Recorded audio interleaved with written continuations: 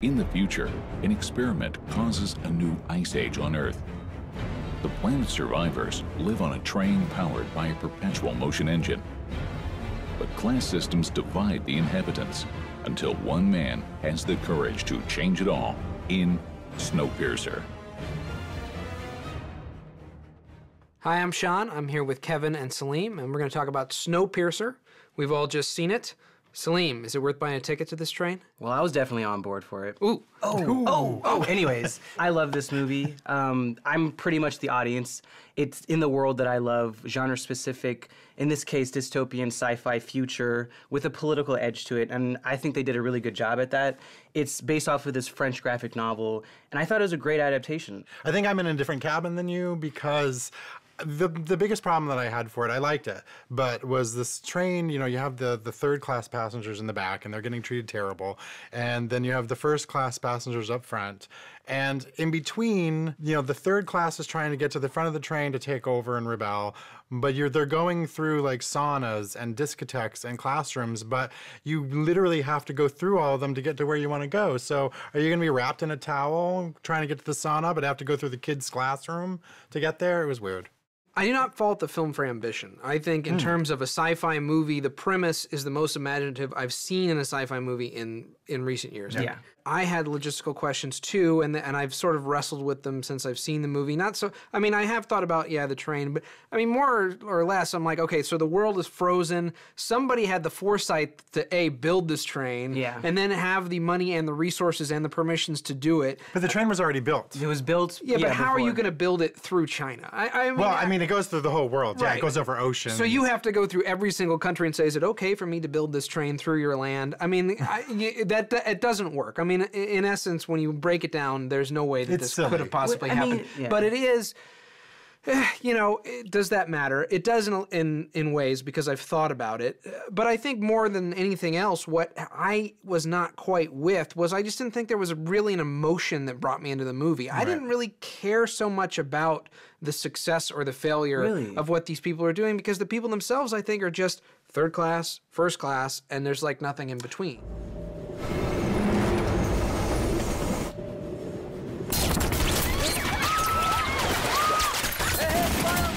Submit my steps.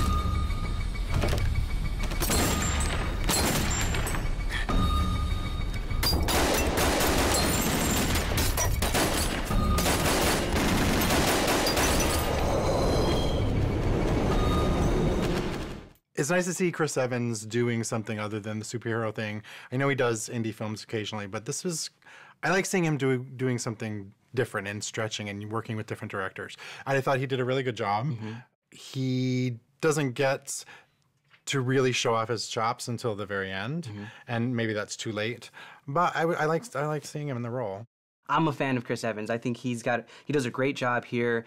He has an opportunity to show his acting chops, like you said, at the very end, and I thought he did a great job. I think he's very good in the movie. I do think it's too late. It kind of goes back to the fact that I thought the film lacked heart in the sense that he's our hero, and we really only know what we know about him in this one monologue that's saved for the last 15 minutes of the movie, and I wish that we had developed him a little bit more over the course of the film. It's also a weird cast because you have Octavia Spencer, who's underwritten but good. Jamie Bell, and then Tilda Swinton in her second role of the year where she plays a whack job. But I liked that part of it. I really enjoyed Tilda Swinton and how odd she was, because it felt very unique and lived in. She felt like a real character. Even though she was goofy, it felt like this was a real person. This was a real world. But they do seem a little bit contrary to the political point. I mean, some of these people I'm going, I don't know what their role is. Some of the third-class citizens, they get in these fights, and some characters just sort of come out of the woodwork, and it's like, I'm going to disrobe and fight this guy now. And it's sort of like, okay, are you doing a martial arts movie, or are you doing a political allegory? I guess I chalk that up to the director, Joon-ho.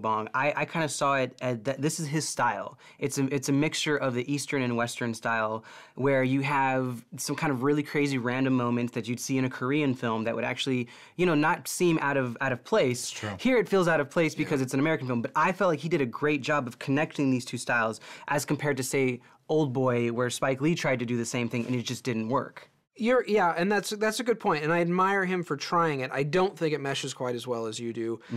So these violent outbursts of action where they're fighting people, train car to train car, it did seem that those overshadowed the substance of the movie a little bit. I so much enjoyed what the film was trying to do, I just don't think that the train quite reached the station, if you know what I'm saying.